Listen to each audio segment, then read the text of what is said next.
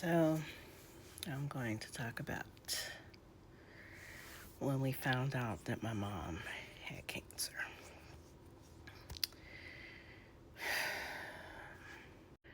First of all, I had a mentally ill mom, so life was interesting to say the least. There's so many stories I could tell. You don't know if you should. You don't know if you'll re-traumatize yourself, you know. So she fell first. Well, I lived in Ohio. She lived in Pennsylvania. So she had fell. My brother told me, and she went to the hospital. You know, she's older, so they ran a battery of tests. And well, let me back up. So before she fell, when I would go up there to visit, you know, I would be like, come on, let's go get groceries and go see mom. You know, I couldn't sit in there too long, if I'm being real, because she was a hoarder. But, you know, she's my mom. I'm going to sit in there for an hour or two and, you know, what's going on, you know, until I can't breathe no more, and then I got to go. So when I would go up there,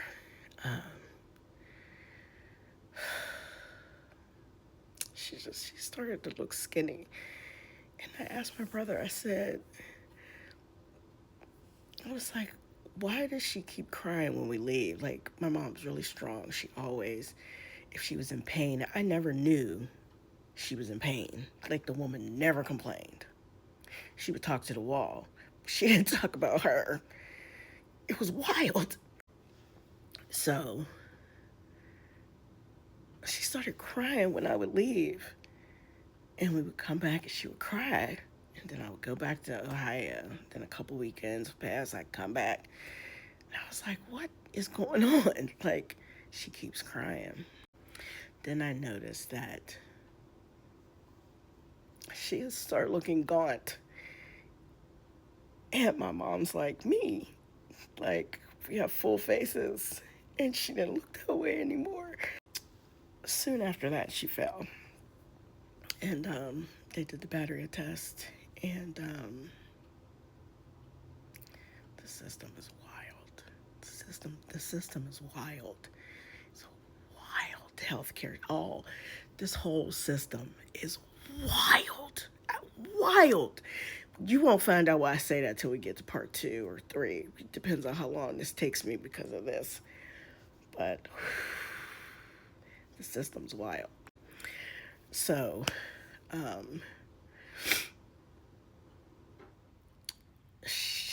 we meet with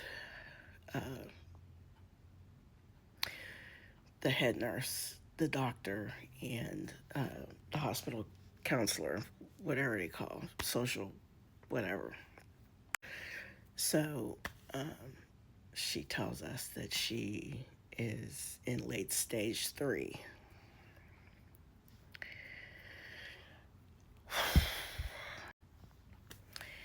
So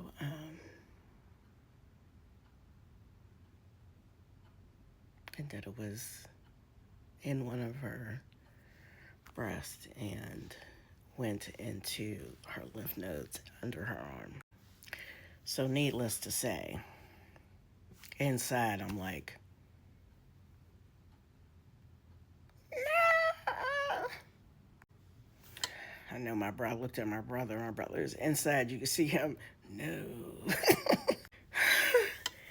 So,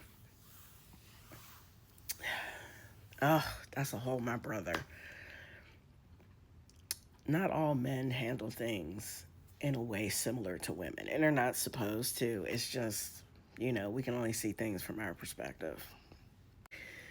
So he doesn't handle things. I'm like, what do we got to do? What's going on? What next? What? Like what? So they admit her so that they can find her a rehab place to go to because she had fallen. She goes to this rehab place. First of all, back up. She starts hoarding at the hospital.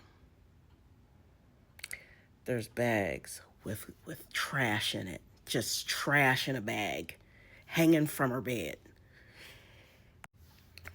If you try to take it, if the nurses can take some. If we try to touch it, so there's like she loves she loved chocolate. Every orange, red, gold, silver, brown wrapper that they sell was in this bag.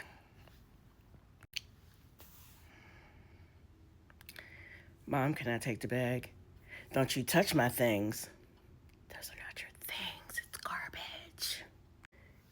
For a minute, I was addicted to hoarders because it like validated what I had seen because I had never heard of such a thing. So I was like, what is happening? Like I knew that she had mental illness, but like we all have some degree of weird. Why does your weird make you do that? You know? So, um, she gets to rehab. And, you know, I go up there a couple times, check on her. She's calling me on the phone, talking about she don't like the nurses. I mean, I can't lie because of autism, so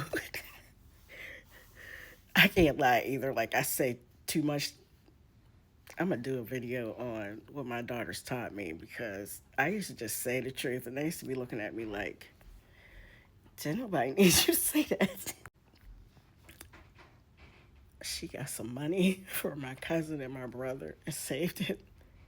And she called a jitney and she pried off her bed monitor thing and was standing outside in the snow.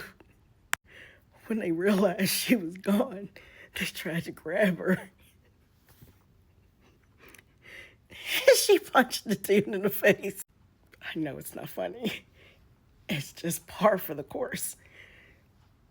She wanted her freedom no matter what. So we tried to facilitate it, but then she would do something like, stop it. Behave so we can keep you free. We can keep you free if you don't mess up the house. You know, if you don't smack anybody, you know, stay out the clubs trying to meet people. You're not thinking what they're thinking. Stop doing it. So she ends up somewhere she doesn't want to be. So I had to go up there, me and my brother,